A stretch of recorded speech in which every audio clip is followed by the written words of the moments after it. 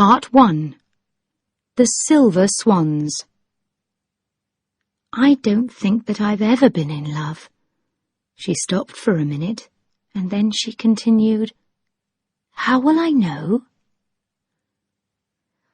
My name is Dr. Horatio Funderby, but I am not the kind of doctor who sees sick people. I am called a doctor because I have spent many, many years studying. I studied history, and I now have an important job at the British Museum in London.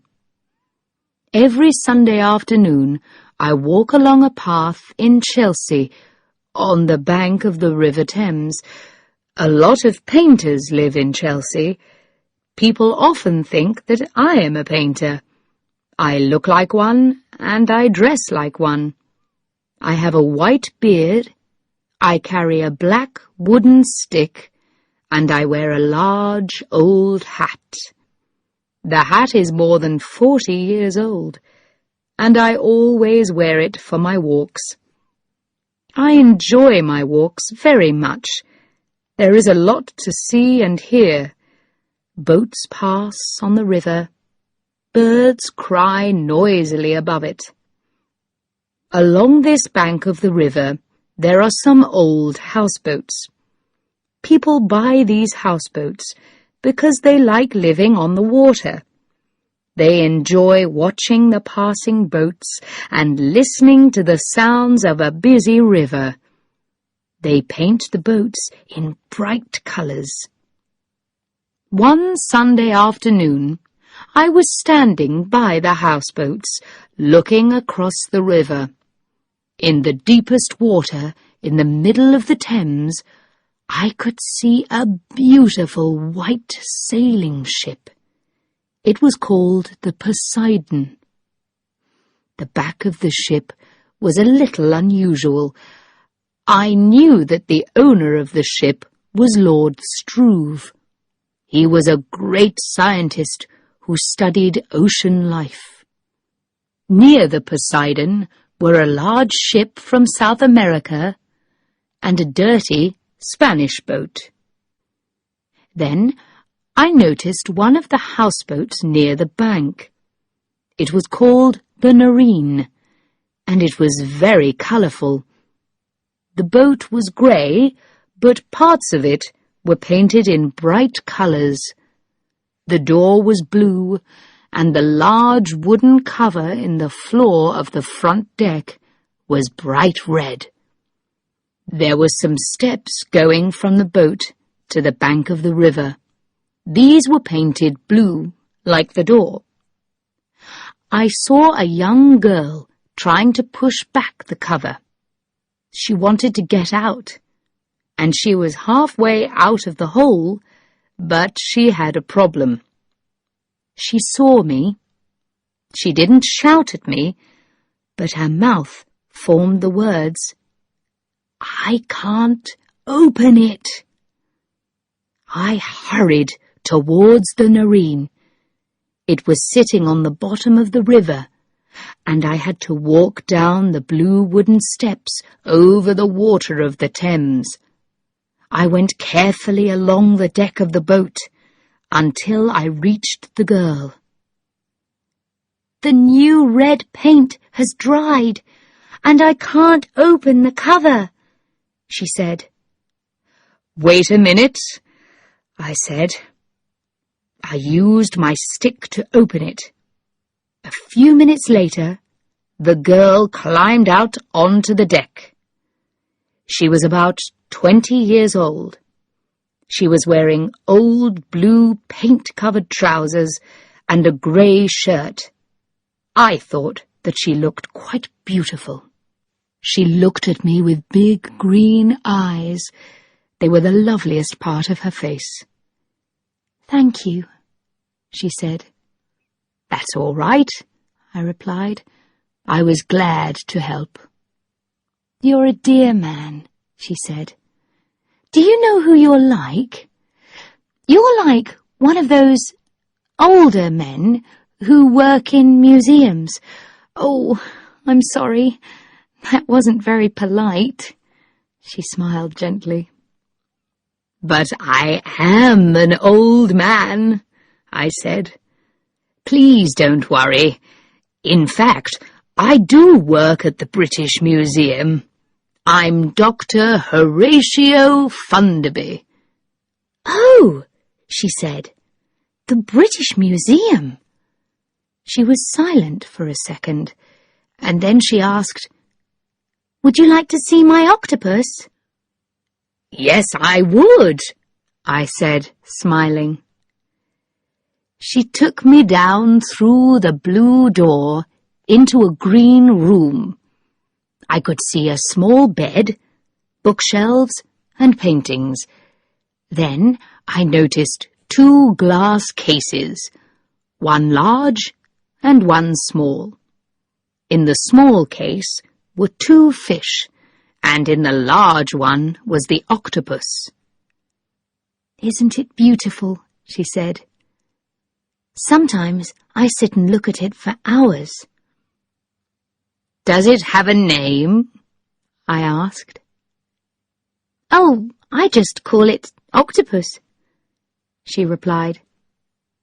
"And you? What's your name?" I asked. After a minute she said, "My name's Thetis." "Ah," I said, "that's the name of one of the water people in the Greek stories of long ago. Thetis was the daughter of Nereus and Doris. They lived at the bottom of the sea." She pulled her ear thoughtfully. "My real name's Alice," she said. "I call myself Thetis because I'd like to live at the bottom of the ocean." When she said this, I could understand the reason for her green room. It was quite dark in the room. The only lights were the ones that lit the glass cases. The paintings on the wall were in blues and greens, and showed fish and other underwater animals. I was sure that she was the painter. She was almost a water child herself, with her small nose, large eyes, and pretty short brown hair. "Would you like me to sing for you?" she asked. "Oh, please do," I replied. "My song's called The Silver Swans," she said. She sat down, closed her eyes, and sang in a sweet, gentle voice. "How shall I know my true love? When will my true heart speak to me? Oh, when the silver swans come sailing, then I will know my true love. Then I will be with my true love, forever with my true love." It was a beautiful song, but I felt that there was a sadness behind the words. The words were wise and understanding, but I knew that the young girl in front of me was never in love. "That was lovely," I said. Thetis opened her eyes. "Thank you," she said. "Who wrote it?" I asked. "I did," she said. "It's mine." "Do you often write songs?" I asked, surprised. "Only when they come into my head," she replied. Suddenly, she moved towards me. "How will I know my true love?" she asked seriously. "How will I know when I'm really in love?" "How old are you, Thetis?" I asked. "I'm 21, she answered. "Have you been in love?" I said. "No," she replied. "I don't think that I've ever been in love." She stopped for a minute and then she continued, How will I know? Who will tell me when I am? You're so old and wise. Can't you help me?" She looked pale and unhappy. I thought carefully before I answered her questions. At last I replied, "When he's ill and ugly, and you can still love him, then you can be sure." "When he is ill and ugly," she said to herself quietly. She sat there thinking. Then suddenly she remembered that I was there. "Oh, I'm sorry I'm being rude," she said. "Would you like some tea, Dr. Funderby?" "I'd love some, thank you," I replied. She disappeared for 2 or 3 minutes. I looked round the room again. At last she returned, carrying the tea things. She poured out the tea. As she lifted her cup to her mouth, she said again, "When he is ill and ugly." "Oh, thank you, Dr. Funderby." She smiled at me. We talked for about half an hour. She told me about her mother and father. They also lived in London, but she wanted to live alone on this houseboat. She loved it because it was on the water. She had an evening job, but she did not tell me what it was. Suddenly, I began to feel quite ill. I wasn't sure why, but before I could decide, Thetis asked, "Would you like to go out on deck?" There was not much room at the back of the boat, but it was enough for the 2 of us. Then I saw with surprise that there was water all round the boat now. 4 dirty white swans went past us. Their feathers were dirty with oil from the river, and their eyes looked very unfriendly. Thetis looked at them. I said, smiling, "Perhaps they're the silver swans in your song. Perhaps you're going to meet your true love." She only said, "These swans are a dirty grey silver." Then a small wooden boat came up to us. There was a tall, strong man in the boat. He looked about 35 years old. He was wearing a blue sailing shirt and dark blue trousers. He had black hair, a beard, and bright blue eyes. "Hello!" he shouted, and his white teeth shone against his dark beard. "Have you some cotton to mend my trousers? I caught them on a piece of wood." "Yes, of course," Thetis called back. "If you climb up here, I'll mend them for you." The sailor laughed. "I'll do it. I can't tell you where they're caught," he said. "Oh, I understand," Thetis said, smiling. Then she went to find the cotton. When she returned, she put it carefully in a piece of cloth. Then she threw the cloth into the boat. The sailor caught it. "Clever child," he said. "Thanks very much. I'll be quick." He moved the boat away and then tied it up next to another boat. We watched as he mended his trousers with his back towards us. While we stood there, a large boat went past. The Nareen started to go up and down in the water. I suddenly felt very sick. Thetis saw my face. "Oh, you poor man!" she cried. "I forget that moving boats sometimes make people ill. Come with me. I've got a bottle of medicine. It will soon make you better." She helped me down into the green room, and sat me in a chair. I was feeling very ill now. She went to a small cupboard and got a small brown bottle from it. She poured something from it into a spoon and gave it to me. "They discovered this medicine during the Second World War," she said. "Some of the sailors suffered badly in storms or when the sea was rough. You'll feel fine in a few minutes. Just sit there quietly." She went out on deck. I heard her shout to the man in the boat. "Hello again. What's your name?" "Hadley. Richard Hadley," he called back.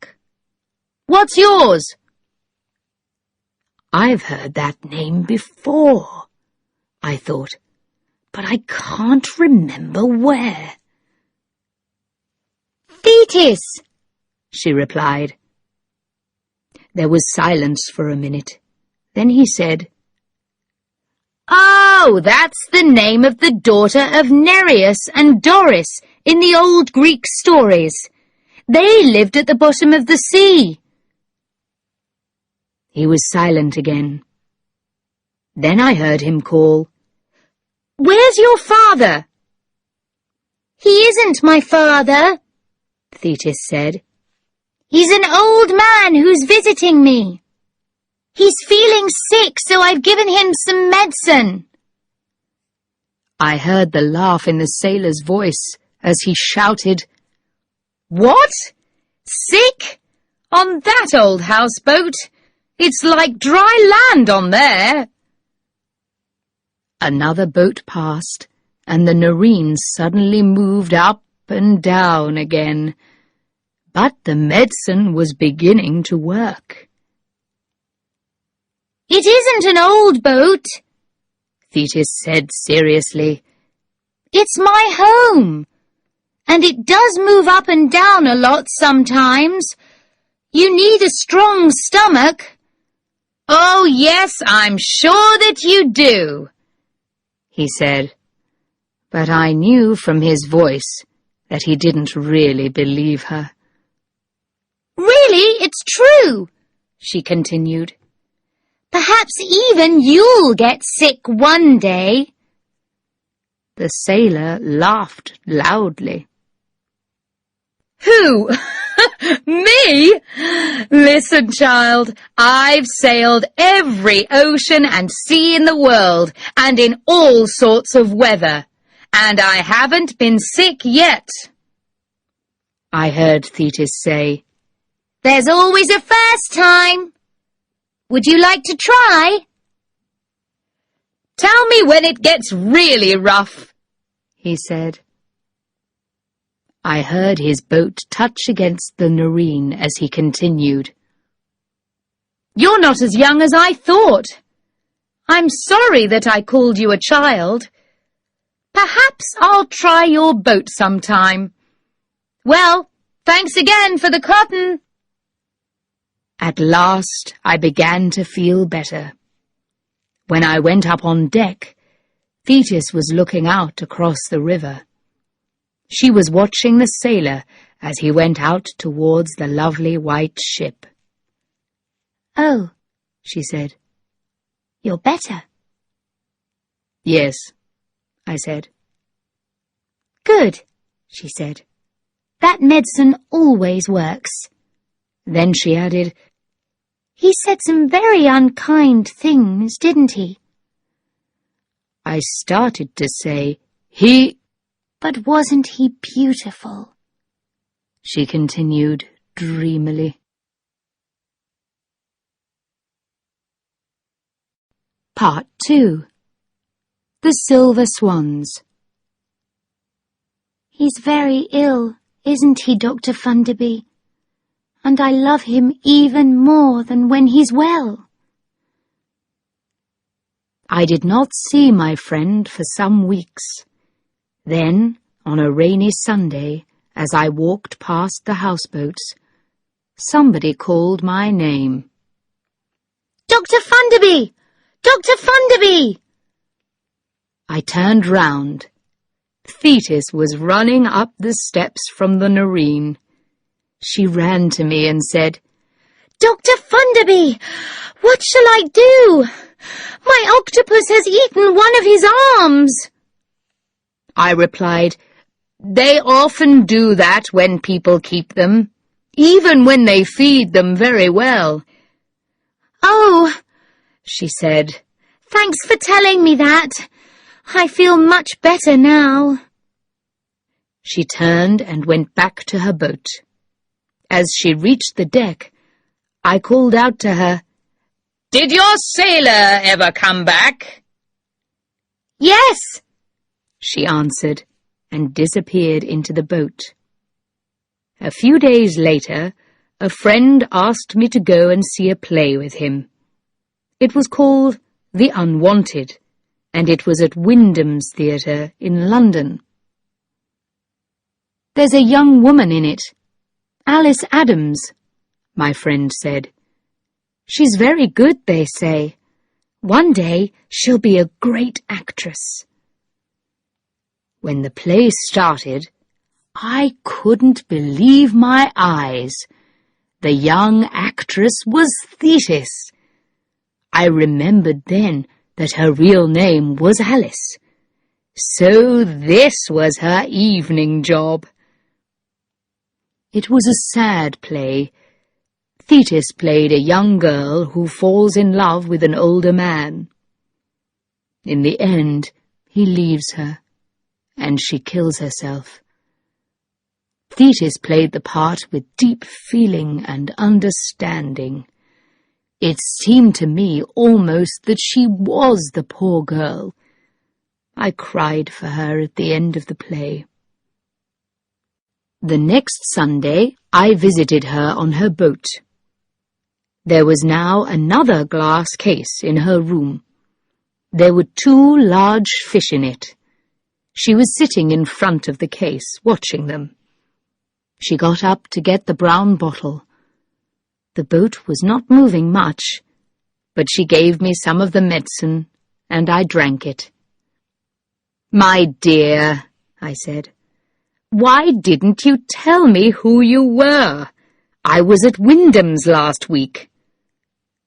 "I did tell you," she said. "This is the person that I am here. This is the person that I really want to be." "You played the part very well," I said. "I cried at the end. How can you put so much feeling into the part, night after night? How can you show all that pain and unhappiness if you have never been in love?" She thought for a minute, then replied, "That's the other side of me. I just do it." She saw me looking at the glass case. "He gave them to me," she said. "The sailor?" I said. "Yes," she said. "Where did he get them?" I asked.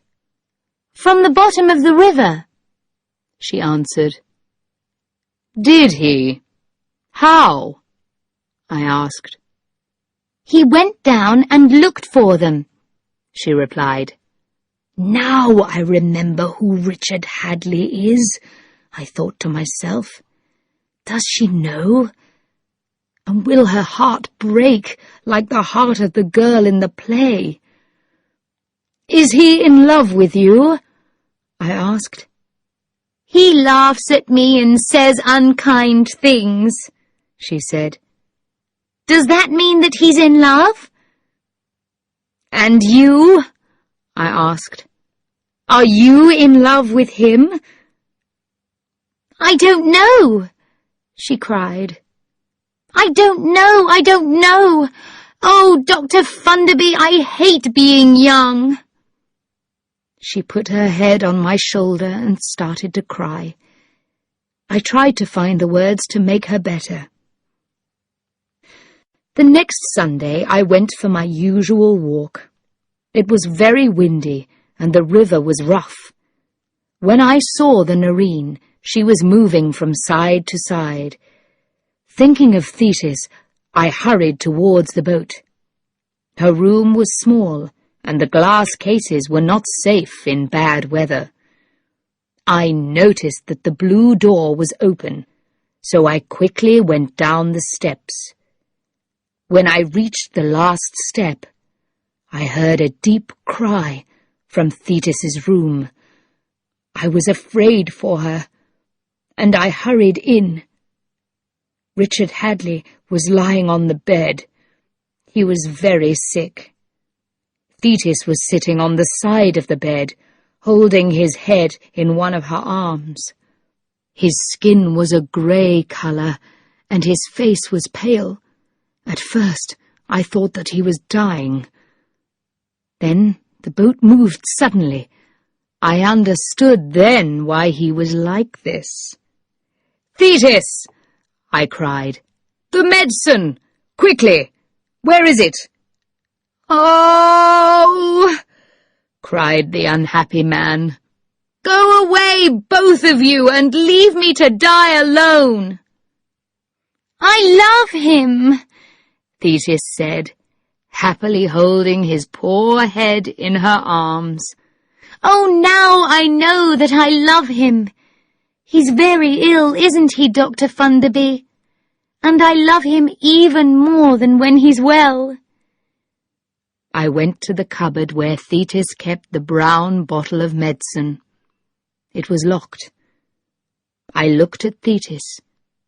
She looked sad. "He refuses to say that he'll marry me," she said. Then she added, looking down at him, "I don't mind being a poor sailor's wife. When you sail away, I'll come with you. We can sail round the world together." I almost laughed at her words. Thetis had no idea about a sailor's life, and she had no idea who Richard Hadley was. The unhappy, weak man cried out, all right, I'll marry you. I'll do anything if you'll just go away. Please leave me to die."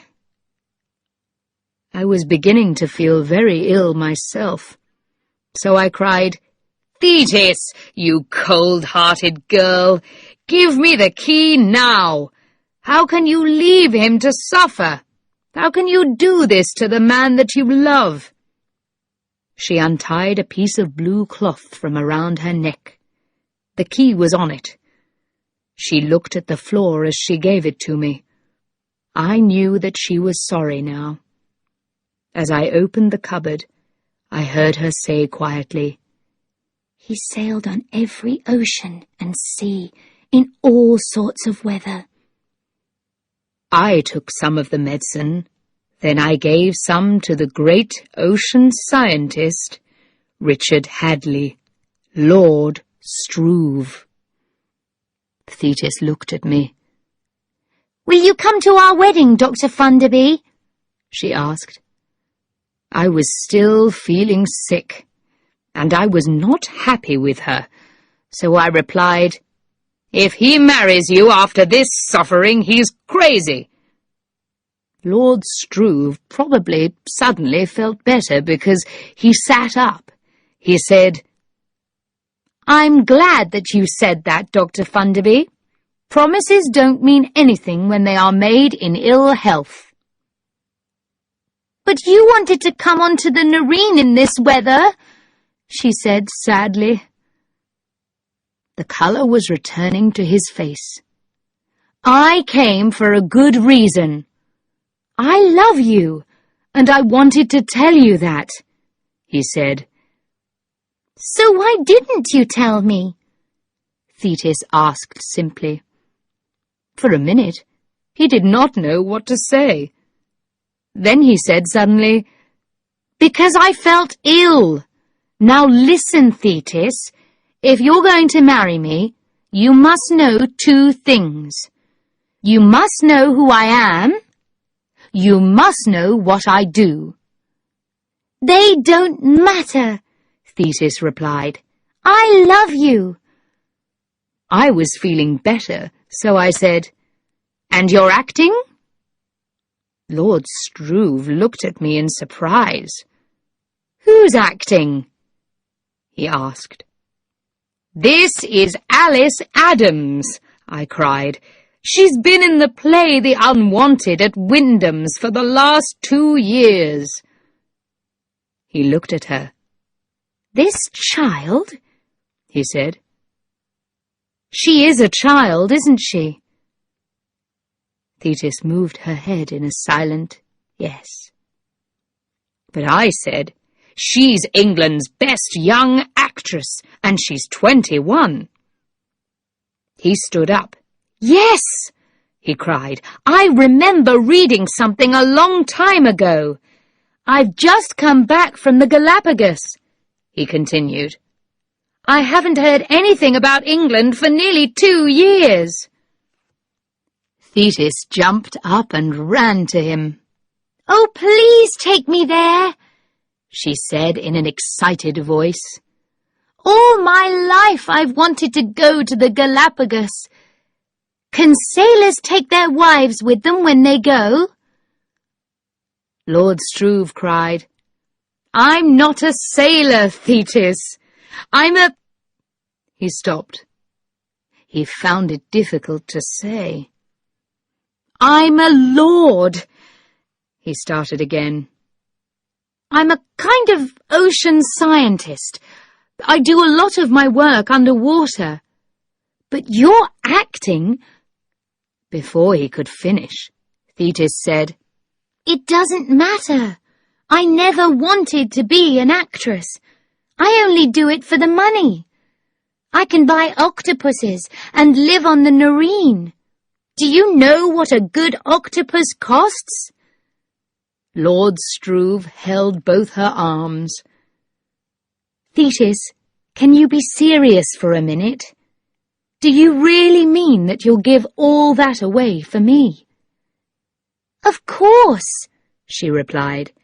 "More than anything in the world, I would like to walk with you on the bottom of the ocean, near the Galapagos, because—" She stopped for a minute, thinking.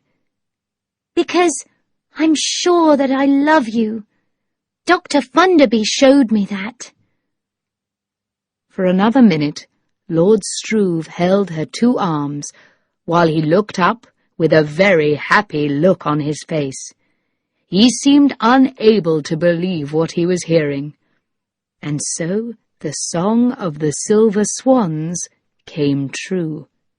Thetis, the water child, married her lord of the sea, Richard Hadley.